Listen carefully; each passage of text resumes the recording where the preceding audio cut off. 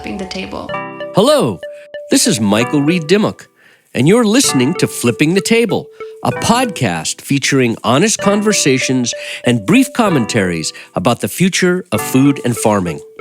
I'm inspired by the thousands of farmers, ranchers, entrepreneurs, activists, and policymakers across this nation who are meeting the many challenges related to nutrition, poverty, pollution, and climate.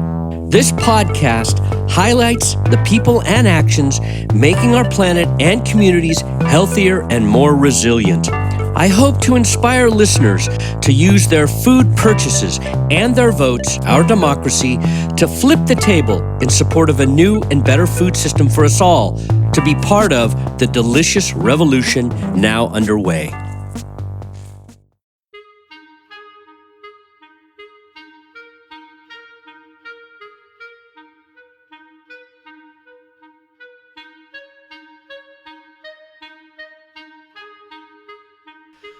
I'm excited to share with you the first conversation in our second season of Flipping the Table, because my guest is Peter Hoffman.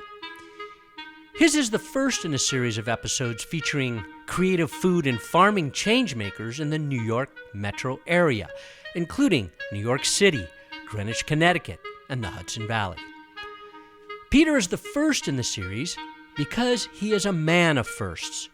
He was the first chef in the great city of New York to highlight, celebrate, and host restaurant-based conversations focused on farm-to-table cuisine and the many issues inherent in creating a sustainable and just food system. At his first establishment, Savoy, at the corner of Prince and Crosby Streets in the heart of the Soho Arts District, he brought to New York what Alice Waters had brought to the Bay Area. He was also the first in the city to celebrate organic and grass-finished meats. His two follow-up restaurants to Savoy, Back 40 and Back 40 West, were a celebration of well-raised and finished meats. Although Peter embodied slow food values well before the slow food movement became known in the U.S., he was an early booster of the New York City chapter, which has recognized him with its Snail Blazer Award. After 26 years of running successful restaurants in the city, where most eateries last a year or two, Peter retired in 2016. He took a long and well-earned hiatus and is now completing a book, which, having heard about in our discussion, I look forward to reading. As you will hear from our wonderful conversation in his Soho ground floor apartment, backed by an amazing garden filled with trees, Peter is an artist. His home is filled with art, much of it from noted artists from the neighborhood like his wife Susan. I am sure that these artists love Peter because he is authentic and he has a compelling aesthetic sensibility that fills the spaces he occupies. I hope you will find my conversation with Peter Hoffman as stimulating, informative, and delicious as I do.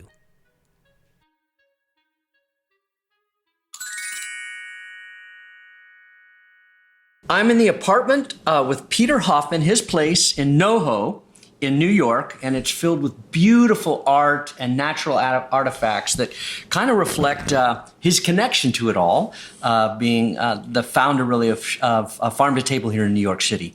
Just to the sort of pivotal aspect of it all is that I ran a Savoy restaurant for over 20 years. And we opened that in 1990, my wife, Susan, and I. And it really was the first farm-to-table restaurant in New York. In the 80s, the early 80s, was part of the New American cuisine. And in many ways, you could say that New American cuisine was the forerunner of the farm-to-table movement. And that, in that way, that people were saying, what's grown here? What are the great ingredients that are here on our land? Let's stop importing truffles and foie gras and Dover sole. What is terrific that's here by producers? And we could get into native cuisines, but I also just mean immigrant cuisines. And so people started, that's where... American culture, so to speak. Yeah, I mean, that's the rise of Paul Prudhomme and Cajun food, or the interest in New Mexican beginning to cook with peppers and... soul food. Yeah, real food instead of food for the rich. And so we met at, Susan and I met at this restaurant, Hubert's, and we were all a group of very passionate cooks exploring those ideas. And partly what came with that was that there was the beginnings of the green market at Union Square. Uh-huh.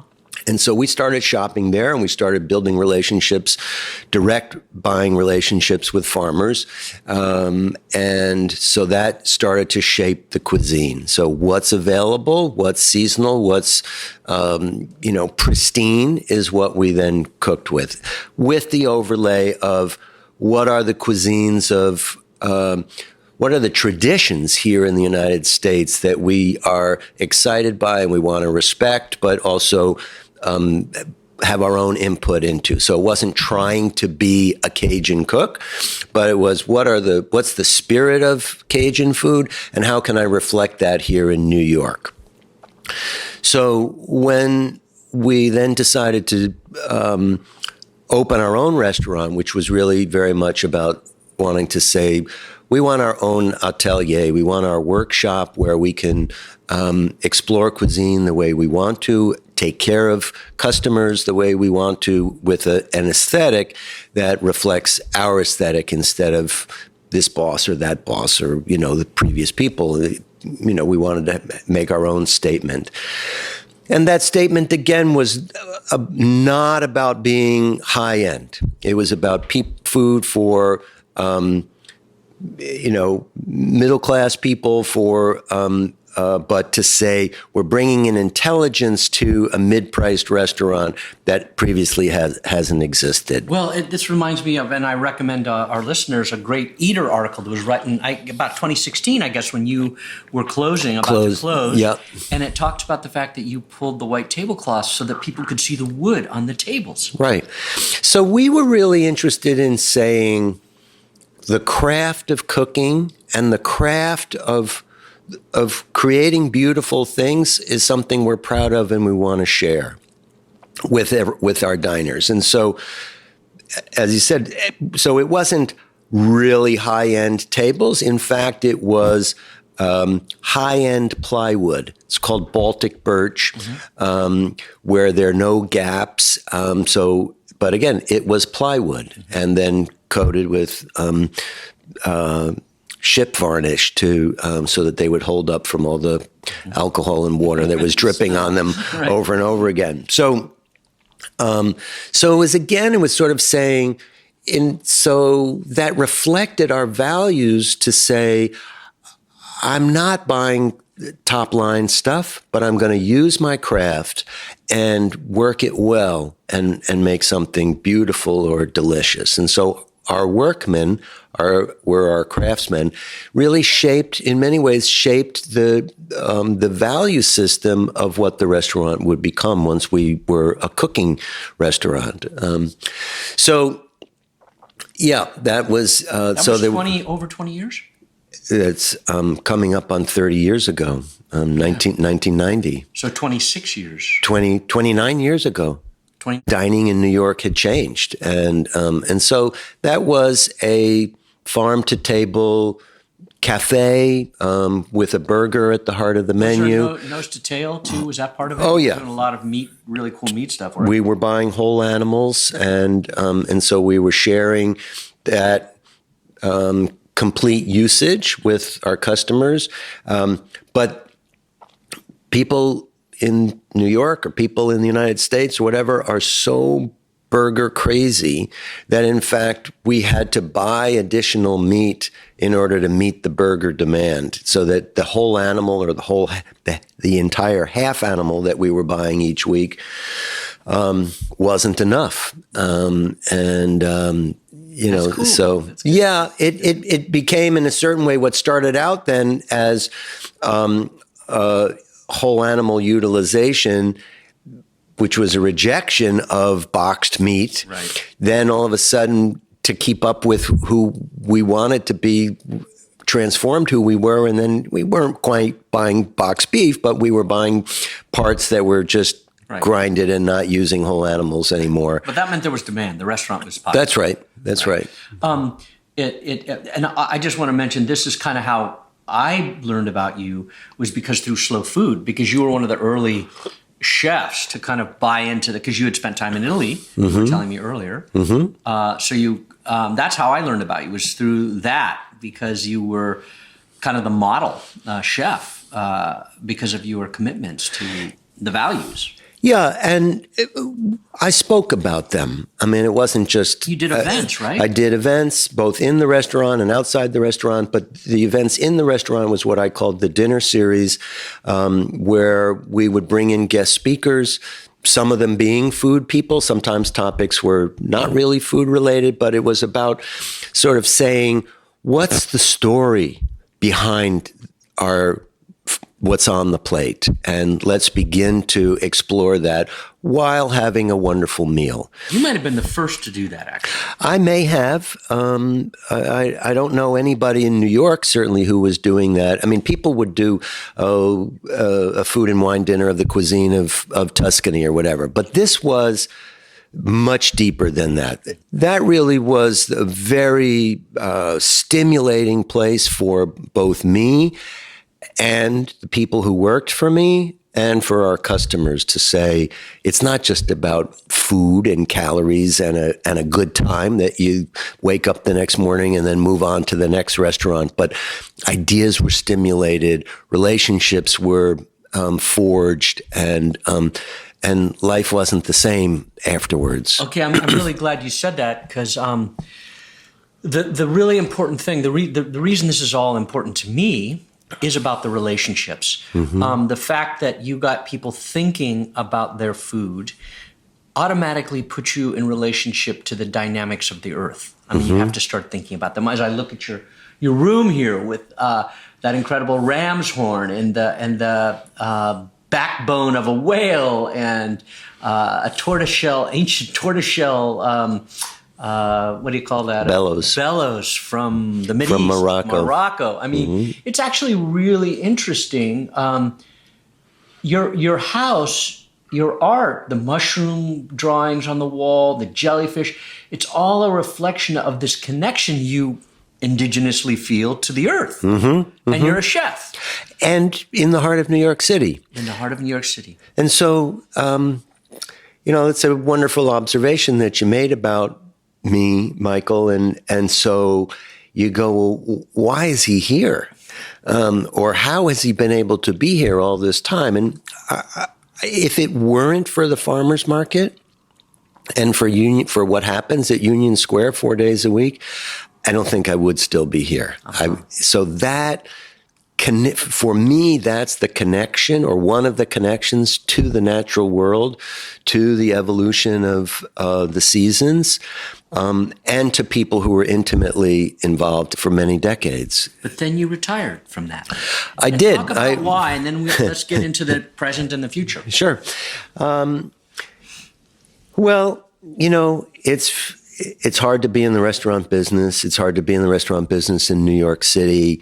And it's got harder and harder for me, and it wasn't pleasing me, and it wasn't making me money. And I was like, I gotta change something, because I'm really unhappy. Well, 26 years. Yeah, it's a long run. Success. Right, in totally. In the restaurant business, I mean, you were incredibly successful. Right. It's not, some people, the restaurants go on for generations, but, very few. And so, 26 years of running it, and running it profitably most of the time, I do see as a huge success. And there's nothing that says we have to, work for the auto company for 50 years and get a gold watch and then go home and sit on the porch. None of it works anymore. So it was time to change. And in a certain way, another aspect is that, connected to the dinner series and those ideas, and I got very involved in Chefs Collaborative and talking about food issues and wanting to do outreach around that, was that became less interested in the details of running a restaurant and more interested in the ideas around the food system. Is that political, or is it social, or is it all that? It's all that. I mean, it's political. I mean, it can't not be. Once you go, well, who are the decision makers? How are corporate interests shaping public policy that then change our world? That's all. I mean, you know well, you're deeply involved in all of those things. And so I felt like who the dishwasher is, what's the schedule, why did the line cook decide that they didn't want to work anymore? I wasn't interested in solving those problems any longer. I solved them day in and day out for 26 years. And what used to feel like a great challenge, like I can do this, I can think about it, I can handle this very broad set of problems, it wasn't challenging anymore. So I sold the lease and closed up shop, and now I'm working on a book, and I do some cooking when people ask me to, and so then I'm way closer to what I love. Let's talk about what you're writing about and why you're writing about that.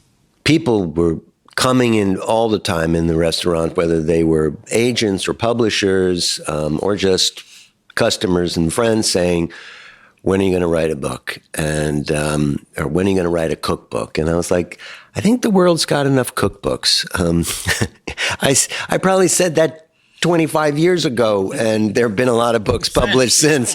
Oh my God. I mean, because I really kind of feel like I learned a lot from books. My bookcase is full of people who taught me a tremendous amount. And so my recipes are maybe adaptations of things that I found in those books, but it's already been printed. And so that was never compelling to me to do a cookbook, but to tell stories the stories that I had begun to learn from the dinner series, and tell the stories of what it's really like to run a restaurant. And I don't mean in the Tony Bourdain kind of the sexy, gritty pirate side of life, but what are the challenges and what's it been like and what's been my journey? So the book has two arcs to it. One is, how did I become a cook and what was my training? And then how did I come to open a restaurant? And so it's a memoir in a sense. Yeah, it's totally a memoir, right? So what's it been like and what was it like to run a restaurant? And what were some of those challenges and thrills, and then sort of how I came to not want to do that anymore. And then the other arc is are ingredient chapters organized in a seasonal way of things that I find at the green market mostly, and the backstory on those ingredients, backstories that might be historical and cultural, or it might be botanical, really what's going on that makes kale in the Northeast taste so great once the frost has occurred, and why kale, even lacinato kale grown from California and Cal Organics, will never taste what November kale tastes like from a small farmer here in the Northeast. And sort of remind them of what we learned in chemistry class and biology class in 10th grade, how that applies to how those concepts apply and can explain to us why certain foods are so delicious. I like this because one of the things I've often thought about, and I've seen it developing, is the wine industry has done, and winemakers, wine aficionados have done a great job helping people to articulate the experience they're having, like the flavors. And that's only been in the last, Carlo Petrini says this, it's so hard. The language of food and taste is difficult. We don't have the language. It seems that we're developing a language. And again, this goes back to me, you're describing it precisely. the relationship to the earth. One of the ways we have a relationship with the earth is through what we're tasting. We're actually tasting the earth. Yeah, totally. And it's not easy sometimes to come up with the words. Yeah, or I mean, even before that is the decision to notice, right? And notice what you're eating, that, that you're sitting at the table. You're not just downing your food because you need caloric intake and move on, but in fact to taste and think, even if we're not putting words to it, vocabulary that, we can make fun of the wine world a little bit, where right, and the vocabulary that this tastes like, violets and pork rind, but just to begin to take that in and notice that, and notice the beauty that might be on the plate, or notice that it was different than yesterday. Yeah. I mean, in New York, my God, what city moves faster in America? Right. Yeah, Wendell was a very important influence for me. And that essay, The Pleasures of Eating, that I first came across right when I was starting Savoy. I think it got published in 1989, something like that. I read it in the Journal of the American Institute of Wine and Food, AIWF, and it was my, the world just cracked open with that essay, and I go back to it again and again, because there's a final. But he would love to hear that. Oh, I've told him. The final paragraph he says is that you, in taking in the pleasures of eating, that it's with the full pleasure, with the full knowledge that that the planet hasn't been harmed in the making of this food, and so that if we're eating food that is been extractive and destructive, that's not fully pleasurable, even though you may be paying a lot of money and there's all kinds of people waiting on you, or whatever the setting is. But knowing that this food has been raised in a way that is in concert with the continuance of life, to the adding to the nutrient matter of the planet, that's fully pleasurable. And so I keep coming back to that as a directive force for my life and my cooking and the food that I procure to put into my body. So that is, you might describe it as the field that surrounds your book. Yeah.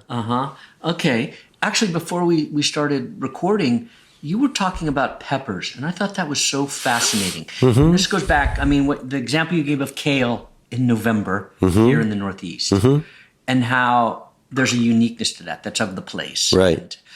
But you said something very interesting about the peppers, which is a little different, a different perspective about a different kind of plant. Why don't you talk about that? Yeah, let me tell you the story a little bit, because it brings so many different aspects of how I think about food and what's exciting for me in it. So I've been buying a pepper. This one is called the Trinidad pepper. It comes from the Caribbean. The seed comes from the Caribbean for many years, raised by a farmer named Tim Stark of Eckerton Farm, and he's out in Pennsylvania. And he's been growing this pepper for many years, 20 for sure. And back in the day, when I first discovered the pepper, he wasn't growing a whole lot of it, and I was always in competition with some people who were buying it before I came to market. And it wasn't chefs. I've had my own experience of, fighting for product with other chefs, or competing for product with other chefs. But this, it turns out, I was competing with Caribbean women. Wow. Who had discovered the pepper, and what they call it is Trinidad seasoning, or seasoning peppers, and it was something that spoke of home for them. And so it wasn't just a product for them, a good ingredient as it might be for a chef, but it was actually really resonant of their cuisine and their world.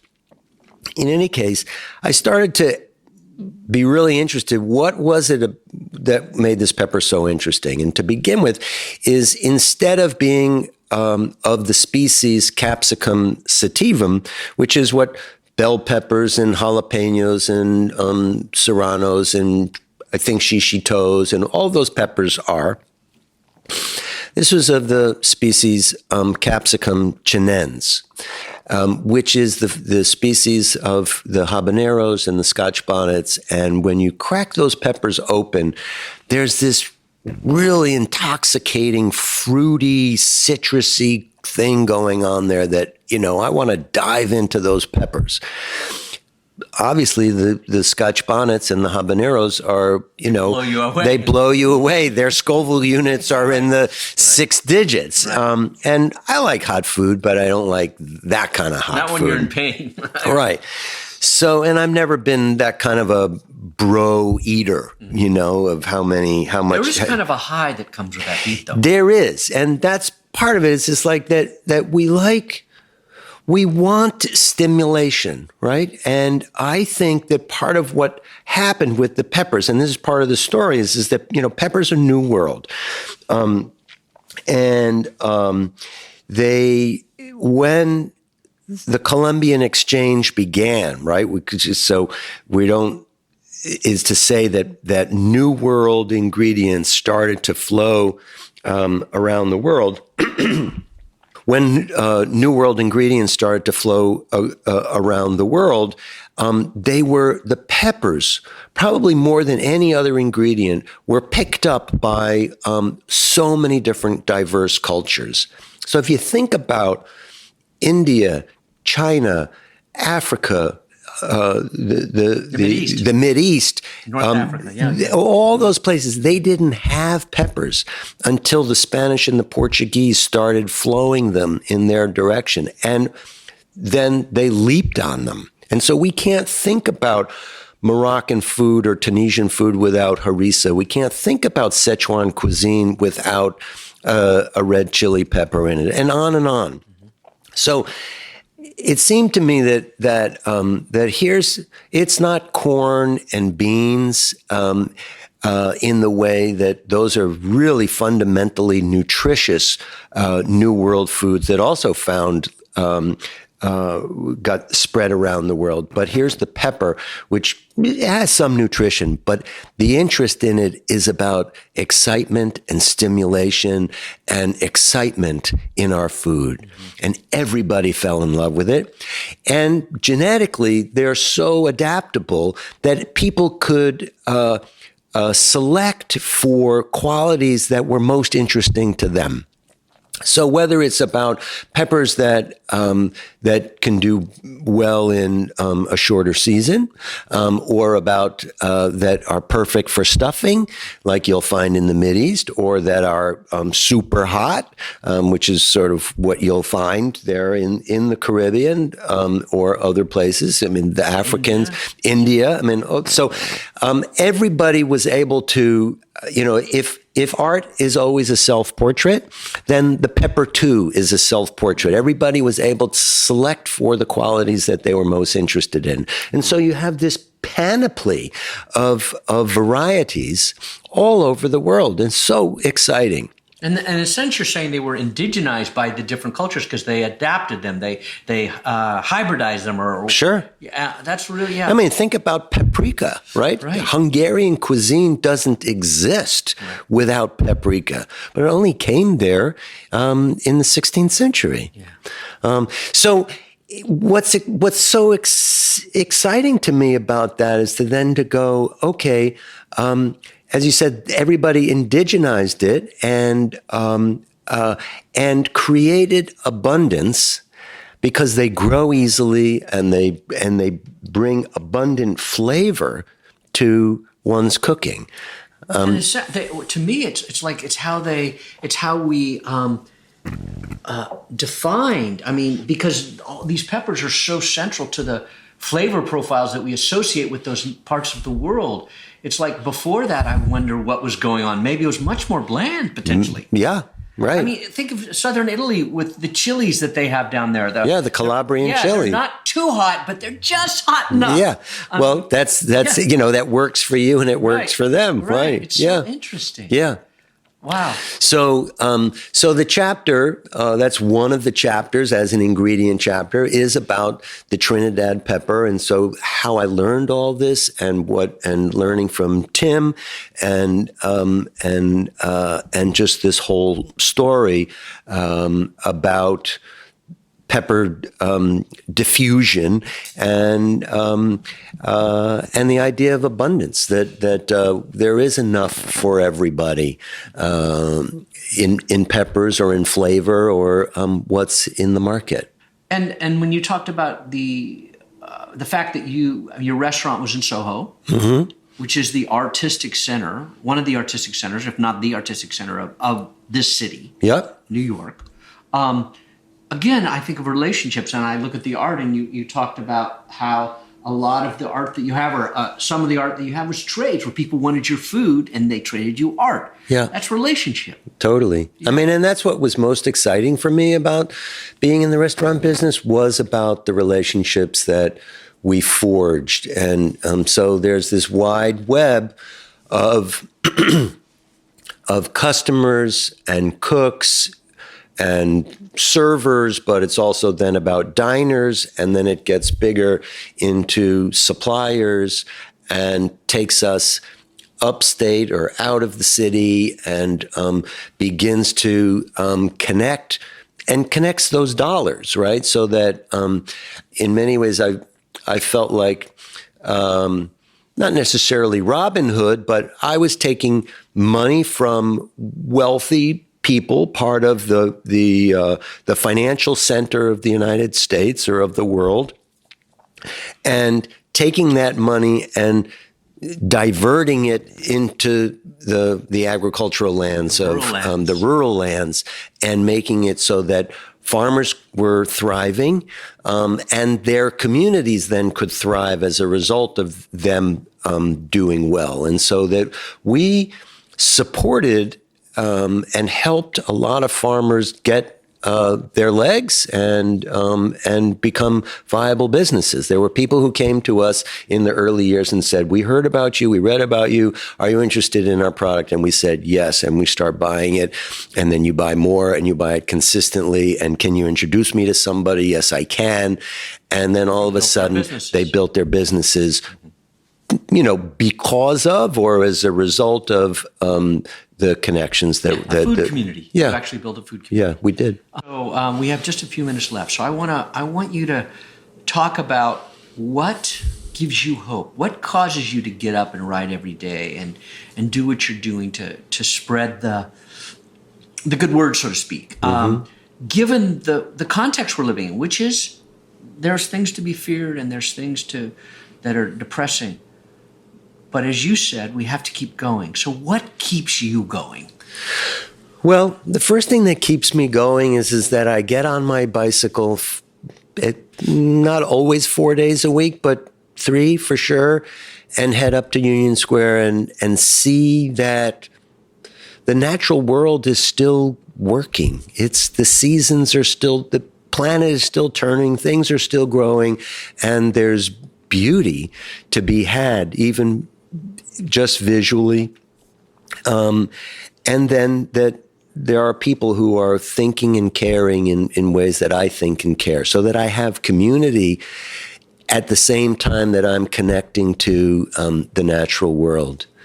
That's very important to me. And so that community that I connect with right there in Union Square, whether it's about farmers or other chefs or other people who live in New York City, and we talk about food, or we talk about our kids or ailing parents or politics, that feeds me, as well as being fed by the products, the ingredients that I buy and then take home and really calorically feed myself.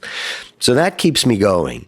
And relationship. Yeah, and it's about that I'm then part of a community of people who care about the same things that I care about. Not always the same way or the same, but there's a tremendous amount of overlap, and that there's a place for that conversation, that broader, deeper conversation, to continue and must continue. I think the other thing is that I take hope that that by putting my money by shopping for those ingredients, tasting the difference, supporting the people who are doing that work, gives me a sense of satisfaction and hope as well, that this is the only thing that we can do. What else can I do than to live the values and put my money behind it as well? Mm-hmm. Well, before we close, tell us when you think the book might be out, and I want you to make a commitment to come out to California, to wine country, and do something out there when that book comes out, and I'll host it. Okay, that sounds great, Michael. No, I mean, I'm serious, because I just by the conversation, I know it's going to be a great book. Yeah. So when are you hoping you might have it out? So I'm hoping that, we're sort of on the fence there between whether it's fall of 2020 or early 2021. Some of that has to do with me and just finishing missing chapters. I'm a little behind, but it needs to be right. And so if it's a little more delayed, then so be it. So be it, right. But I'm really excited to share the thinking that's in the book. Some of it I really feel has not been written before or synthesized in the way that I'm synthesizing. In some ways, like some of the things that I was speaking about, the peppers is one example. Mm-hmm. And I'd be thrilled to come out to the West Coast, whether it's Bay Area and wine country or whatever, and read some passages and do some cooking or talking or whatever. So look forward to doing that with you. Well, again, thank you very much. It's been very stimulating for me. I found it quite interesting. Great. Likewise. Time. Yeah. Okay. Yeah. Great, Michael. Yeah. You have been listening to Flipping the Table, a podcast about food, farming, and the future. Flipping the Table is hosted by me, Michael Reed Dimmock, and produced by Patrick Sexton.